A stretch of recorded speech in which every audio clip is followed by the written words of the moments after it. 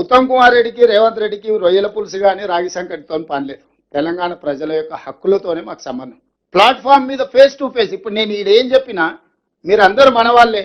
చంద్రశేఖరరావు గారు, హరీష్ రావు గారు టీఆర్ఎస్ పార్టీని శాసనసభలో నించోబెట్టి ఒక్కొక్క జీవో ఒక్కొక్క పేపర్ చదివి వినిపించి ఆ రోజు ఏ విధంగా మనకు తెలంగాణ ప్రజల పట్ల మరణ శాసనం రాసిండ్రో, ఈ రాచపుండు ఎవరు తీసుకొచ్చి తెలంగాణ ప్రజలకు అంటగట్టినరో మనం చర్చించుకోవాల్సిన అవసరం ఉంది. శాసనసభకు సభానాయకుడివి, ప్రతిపక్షం ఎమ్మెల్యే ఉత్తరం రాస్తే సభ పెడతారు ఎవరన్నా? ఎప్పుడైనా చరిత్రలో ఉందా? I demand you put the assembly, రేపే పెట్టు అసెంబ్లీ, మాట్లాడదాం 10 రోజులు. కండిషన్ ఒక్కటే, మైక్ కట్ చేయొద్దు. చలో ఎంతసేపు అయినా మాట్లాడదాం. నువ్వు గంట మాట్లాడు, నేను గంట మాట్లాడతా. నువ్వు 4 గంటలు మాట్లాడు, నేను 4 గంటలు మాట్లాడతా.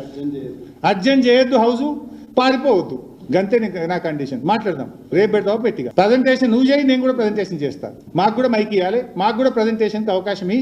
చాలా రాష్ట్ర ప్రజలందరికీ తెలవాలి ఎవరి నీతి ఏందో, ఎవరి నిజాయితీ ఏందో మాట్లాడుకుందాం. మీ కాంగ్రెస్ ఎమ్మెల్యేనే చెప్పిండు కదా ఇలా పొద్దుగాల, అనిరుద్ రెడ్డి కాంగ్రెస్ పార్టీ ఎమ్మెల్యేనే బనకచర్ల విషయం మీద ఒక ఎమ్మెల్యేగా సూచన చేస్తున్నా. ఉత్తమన్న లెటర్లు రాసుడు కాదు, చంద్రబాబు కోవట్లున్నారు తెలంగాణలో. చంద్రబాబు కోవట్లున్నారు. ఎవరు ఆ కోవట్ అనేది అందరికీ తెలుసు రాష్ట్రంలో. ఎవరు కోవట్ నానోటితో నేనెందుకు చెప్పాలి?